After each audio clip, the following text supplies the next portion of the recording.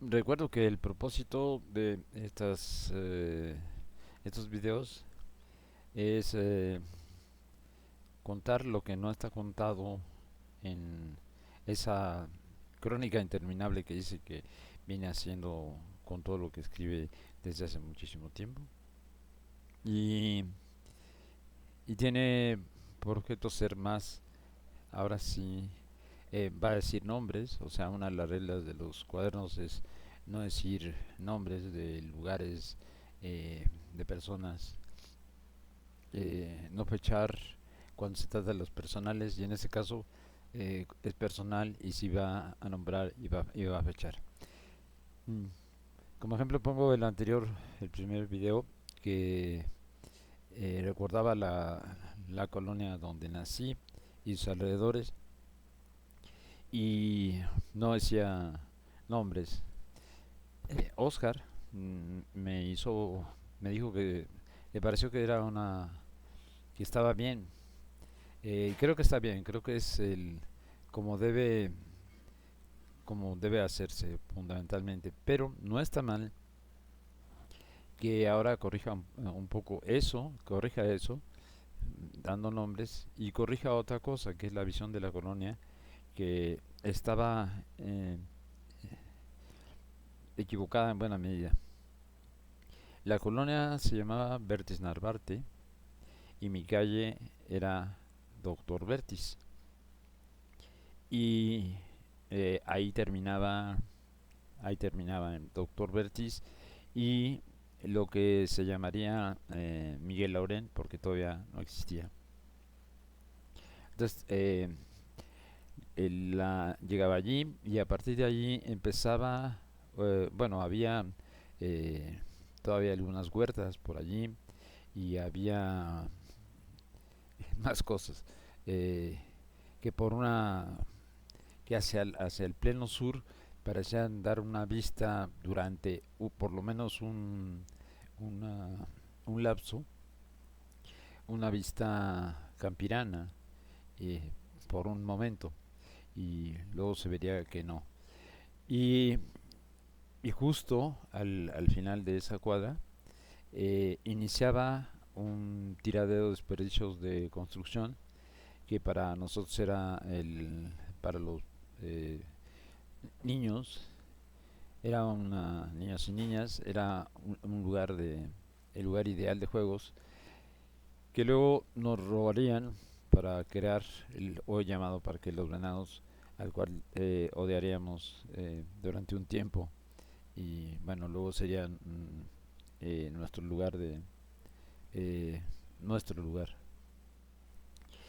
Eh, Dije que eran conservadores las colonias por herencia histórica, y no, sí y no, porque al mismo tiempo lo que hacían eran conservadoras porque se defendían contra las colonias populares. En ese sentido eran conservadoras también. No dudo ahora si esas y otras de las colonias que estaban, de las que hablé, o sea, las que estaban detrás de nosotros y más allá, pasando esa gran avenida que ahora nombraré, ¿no? Es Avenida de los Insurgentes, la avenida más grande del mundo, nos decían, y creo que es cierto, creo que es la avenida más grande del mundo. A saber, eh, aunque es muy fácil de, de que el tumbaburros internet nos saque del apuro, pero no lo voy a consultar. Y creo que muchas de esas colonias, por casos que conozco, eh, mm, la iglesia tenía tierras allí. Cómo las obtuvo, no sé de qué manera las obtuvo.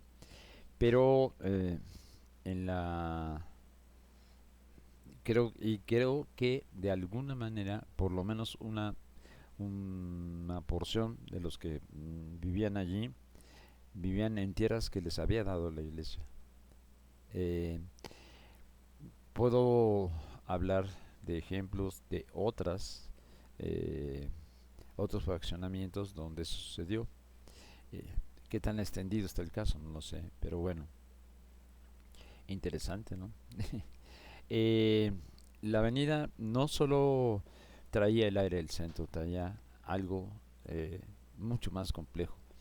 A aproximadas 20 cuadras del final de donde yo vivía, terminaba esa, la Vértice Narvarte.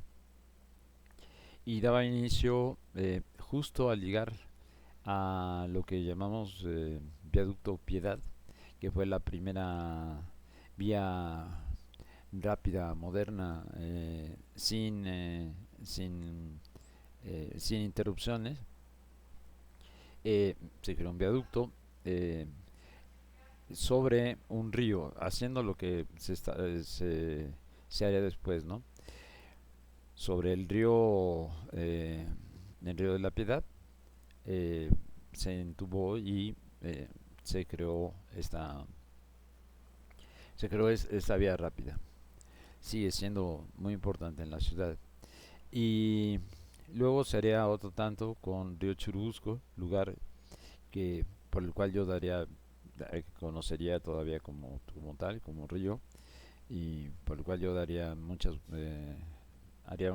viajes de niño para visitar el oriente de la ciudad en, en los grandes paseos. Eh, y luego seguían, ¿no? Con otros ríos. Esto era parte de una larga lucha de la ciudad eh, posterior a la conquista, por luchar contra un medio que no entendió jamás, eh, que era ese sistema lacustre. eh, ya dije, formado tres ríos, y uno de ellos de agua salada y más elevado que el resto. No supieron nunca los españoles y los en general los europeos entender la fina construcción que había allí, ¿no? Eh, en términos de las aguas y de todo. Y entonces pensaban, por ejemplo, había un albarradón, lo llamaban, que separaba una suerte de dique o un dique que separaba las aguas del lago de Texcoco de las dulces del Anáhuac. Sí se llama, ¿cómo se llamaba el río? No me acuerdo, el lago, no me acuerdo cómo se llamaba el lago central. Y tenían las calzadas que unían, esas calzadas que unían a tierra firme a una ciudad crecida en el centro del lago, tenían de tramo en tramo eh, aberturas para la libre circulación del agua y hacer flexible el sistema. Los españoles lo primero que pensaron que eran obras de fortificación. Bueno, pues gran error. Y se pasaron luchando, crearon, tenía sentido que crearan allí el centro de su nuevo imperio, o sea, de su imperio aquí, o sea, de un nuevo imperio para estas tierras, porque se montaban sobre el Azteca, Mexica, y seguían sus guías, ¿no?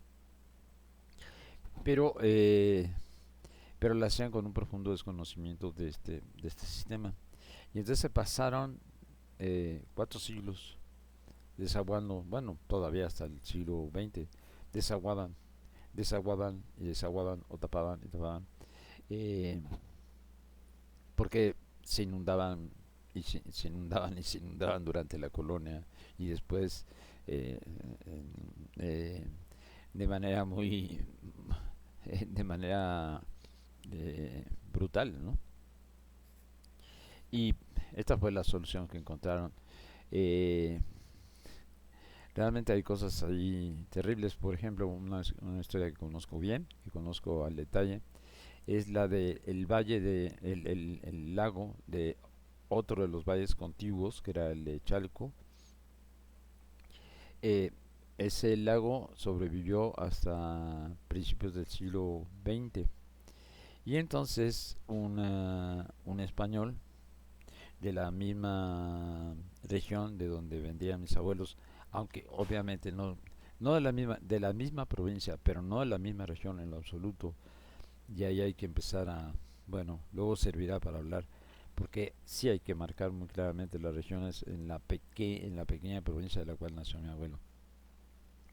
Y un tipo de los que vivía, de los que vino de allí, tipo, lo digo porque era un tipo, un tipejo, ¿no? Se hizo muy amigo de don Porfirio. eh, y don Porfirio le dio primero la concesión del valle del lago de Chalco para que pusiera embarcaciones y embarcaciones grandes, según entiendo, eh, que hacían transporte incluso turístico.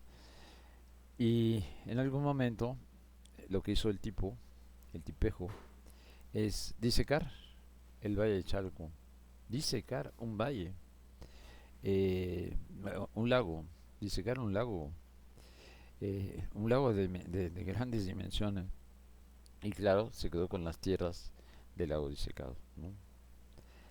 Así las cosas, no se andaban con chiquitas aquí en ningún momento de la historia. Eh, al llegar al río de la Piedad, pues al viaducto Río de la Piedad, eh,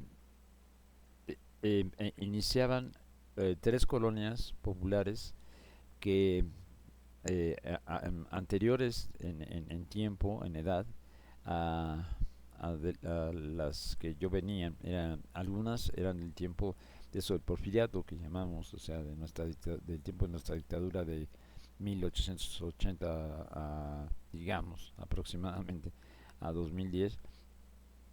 Eh, Habían nacido ya algunas de esas colonias que eran la Obrera, la Doctores y la Buenos Aires.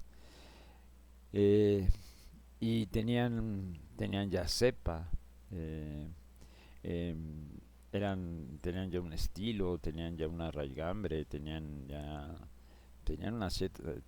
una tradición. eh, la obrera, en la obrera por algo se llamaba la obrera, ¿no? Y entonces el viaje era todo él muy bueno, incluso ver la colonia donde yo vivía, no, la Berta Narvarte y parte de la Narvarte, que eran las últimas cuadras, eh, pues bueno, era interesante. Uno no iba haciendo ahí, la crónica tampoco, la iba haciendo inconscientemente y no iba se hace algunas interpretaciones, pero bueno. Y luego toda esa zona que traía más tiempo. Era siempre el tema aquí fundamental era para alguien que nacía en una colonia que se decía que parecía recién nacida, no parecía, era recién nacida. Yo cuando llegó la familia a esa cuadra, había, eh, según recuerdo, solo nuestra casa en sobre la avenida y a espaldas nuestras otra casa, o sea, solo dos. Y luego en el frente, del otro lado de la avenida, habría una pronto, pero no sé si en ese momento ya existía. Entonces, vean cómo yo durante mi 10 años o así, o menos, o sea, eh, lo que veía, el mundo estaba lleno afortunadamente, de albañiles que estaban levantando obras en construcción. Eh, bueno, tampoco era como si viéramos aceleramos la velocidad del trabajo en hormiguero porque había tiempos, ¿no? En que se daban unas con otras. Pero entonces sí, se podía ver esa mancha, ese par de cuadras que se poblarse. Y bueno, eh, no, entonces esta sensación de modernidad que era, ya dije que era muy simpática, porque la contradecían quienes estaban levantando esas obras, que eran un mundo, un mundo secular, venido de muchos rumbos del país, varios mundos seculares venidos de varios rumbos del país. eh, y, y ellos estaban construyendo este canto, este canto a la modernidad, que era toda la nueva ciudad, la ciudad por revolucionaria en su etapa ya de la, esa etapa se llamó del desarrollo estabilizador, ¿no? Mm. Crecí en pleno desarrollo estabilizador, Dios mío, qué cosa más terrible, y lo pagaría. Pero entonces cualquier cosa que sonara a, a una o a la historia, y a la historia a la vista, a la historia en un sentido, la historia en términos de tiempo y al cómo se habían ido construyendo las cosas a la vista, porque uno de los espíritus de esas colonias de clase media era el ocultamiento. Eh, Creo que junto con la sensación de propiedad, que era fundamental, estaba, bueno, y de modernidad, estaba el ocultamiento. Eran casitas, eran casitas, no eran tan casitas, eran casas pequeñas, pero no eran tan casitas, ni mucho menos. El lote debería ser el lote de 10 por 30. Claro, cada quien construía según sus posibilidades, pero no eran tan casitas. Y lo que sí es que en relación al número de habitantes, pues resultaban ser algunas apiñonadas, ¿no? O sea, la gente se apiñonaba ahí un poco relativamente. Eh, a- Había una cierta pretensión vistas de fuera, o sea, muy rápido al principio de esa columna tuvo jardincitos en, eh, en la fachada, frente a la fachada, antes de la fachada. Tuvo jardincitos, las primeras casas que hubo. Pero rápido no hubo, desaparecieron los jardincitos, eh, porque había que ocupar la mayor cantidad de espacio posible.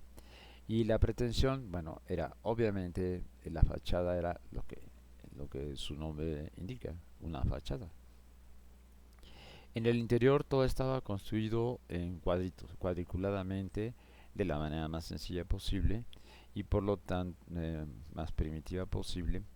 Y esto era una forma de arquitectura que contrastaba brutalmente con las colonias. Cuanto más complejas, ricas eran las colonias de otros rumbos, rompían más con con la cuadrícula y con los niveles establecidos. Aquí había dos niveles, ¿no? Y en las otras colonias había que romper con esta lógica, ¿no? Que cuadraba todo, ¿no? Pero la pretensión era, se presumía, que habría ahí una habitación para cada hijo o hija. Y pues no, eso no sería, o para un par no sería, como ya vimos. Luego contaré tal vez de mis vecinos traseros, eh, justo atrás mío, que era a quienes mejor atisbaba eh, desde la azotea.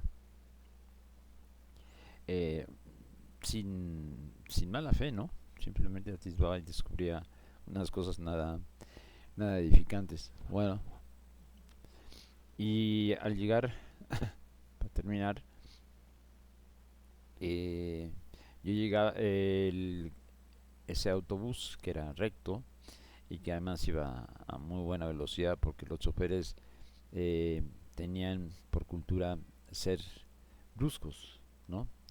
Eh, y entonces había peleas, ¿no? Sobre todo con las mujeres de los camiones, de por qué no está así, porque... Pero ese era un autobús, por lo menos a la hora que yo lo tomaba un camión. Nunca lo llamamos autobús en México. Quién sabe en qué momento se llamaron autobuses, esas cosas se les llamamos camiones. Y, eh, y raramente se apelotonaban, ¿no?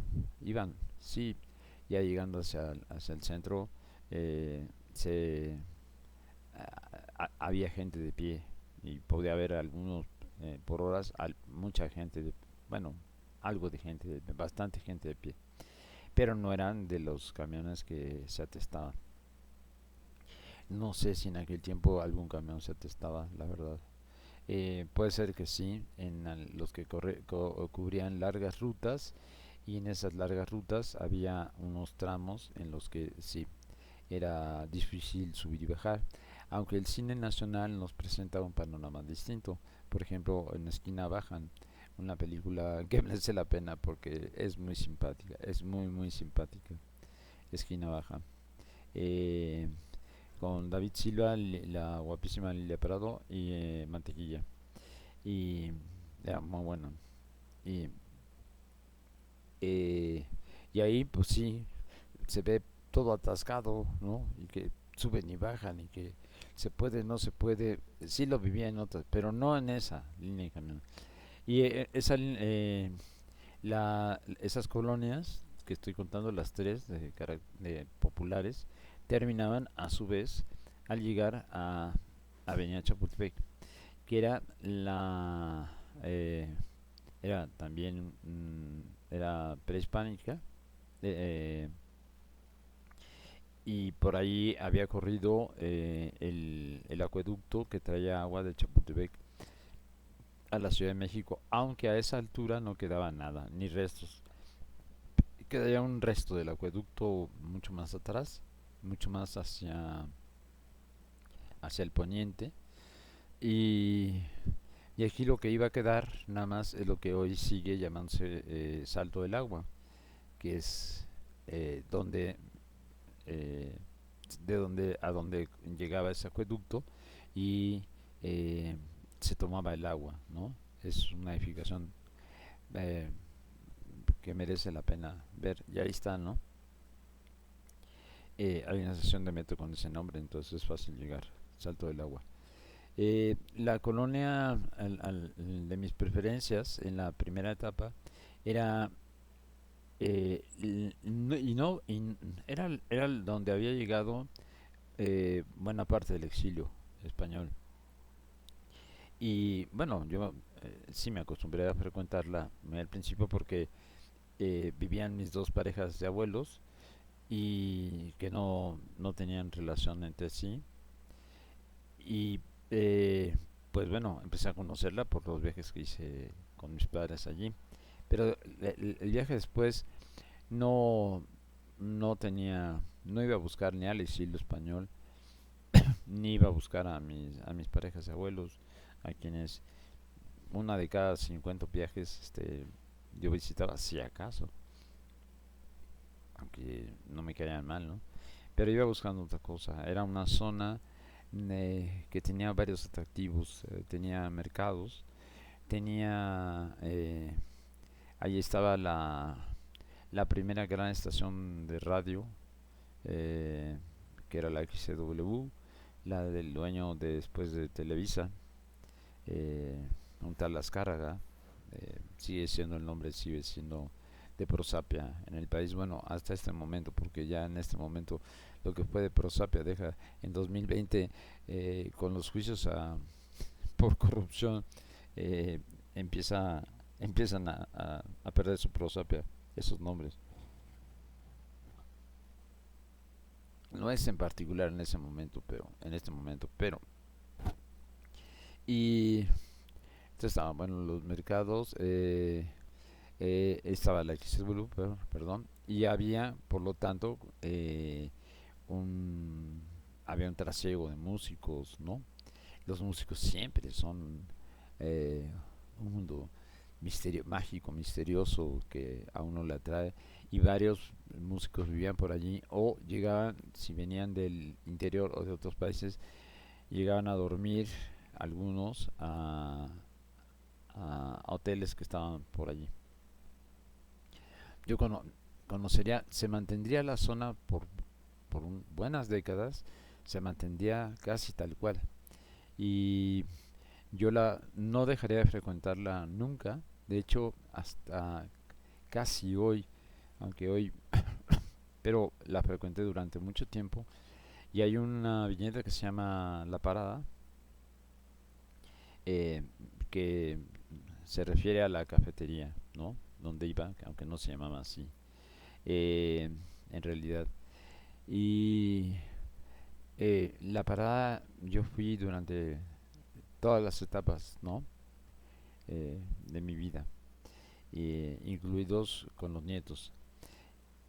Mm, y tengo que hablar de mí y de eso. Bueno, más que usándome como referencia. Y tenía el atractivo de, para ese momento había desaparecido lo que en algún momento, no sé cuándo, tal vez a principios del siglo XX o tal vez a fines del siglo XIX, lo hizo también, la hizo también característica de esa colonia, que eran los teatros de revista. Había allí, ¿no?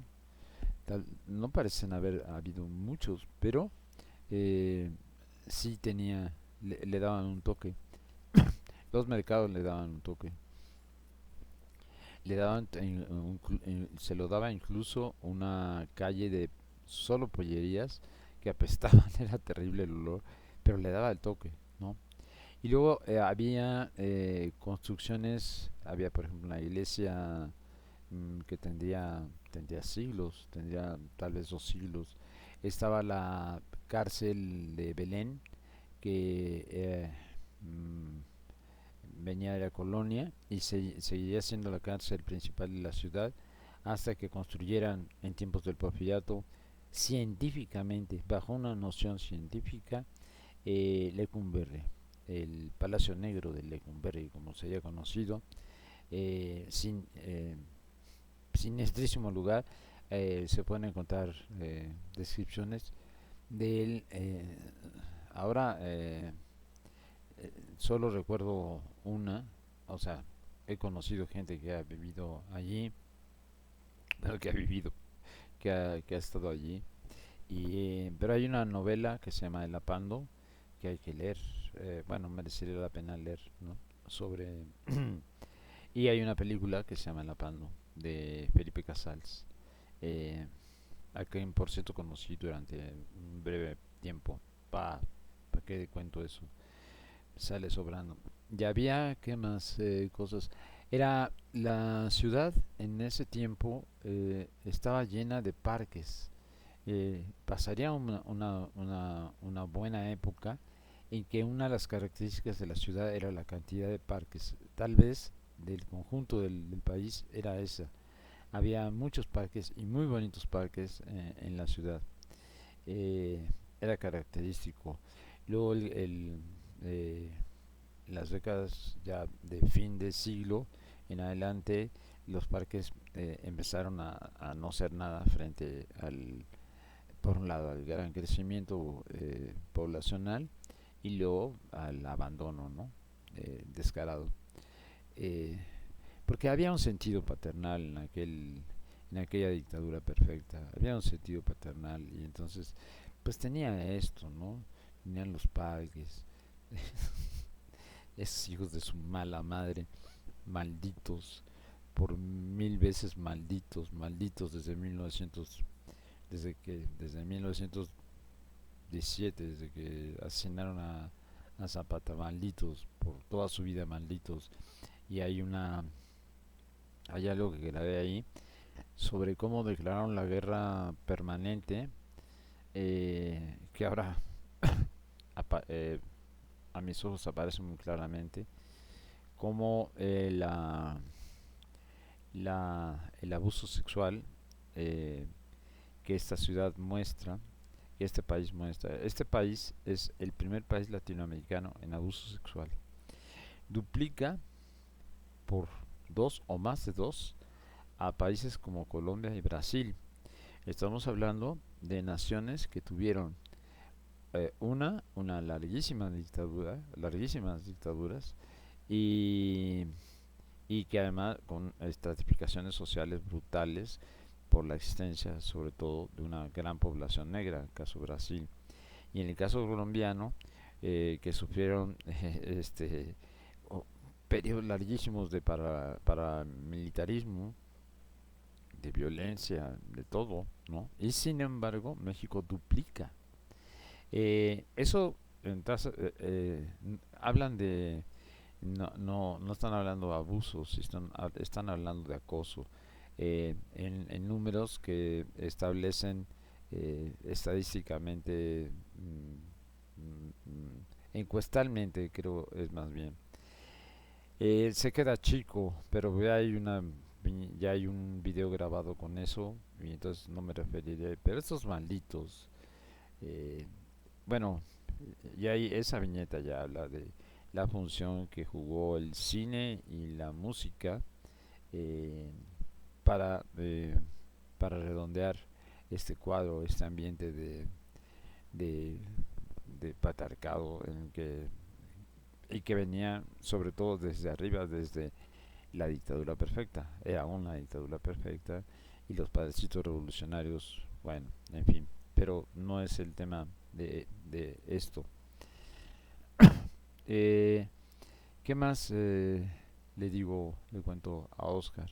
Esa parte, bueno, era un paseo, esa colonia que hoy se llama Centro Alameda, eh, en la cual luego yo intentaría, con los compañeros organizados allí, un proyecto que sonaba muy bien, paralelo a otro en la colonia Guerrero, pero que no resistió el proyecto. Sonaba muy bonito, como todos los proyectos que suenan muy bien, algo no estaba bien, ¿no? En ellos, y entonces no prospera.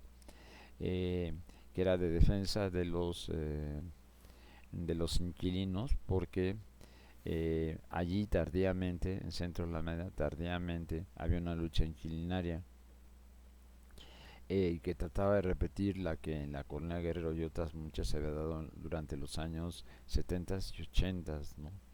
Eh, y bueno, eh, eh, y terminaba en Centro de la Alameda porque da a la Alameda, ¿no? La Alameda era un parque, era un gran parque, el parque dental, pero bueno, eso por ahí revísenlo.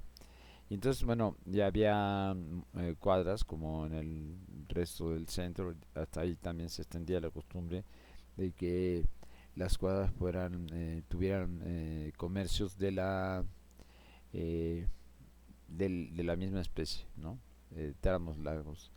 Había la parada que daba en una cuadra que mm, eh, que tenía muchos tiendas de artículos para baño, ¿no?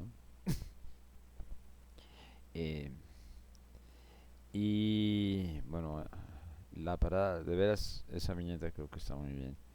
Eh, bueno, era para aclarar eso, creo, en principio, para seguir grabando, para que sigan sumando, eh, en ese momento de la, en que ya marché, pero sigo aquí.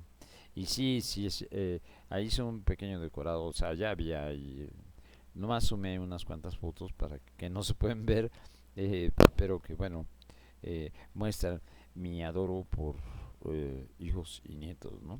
Que son los que están allá abajo en foto. Ya.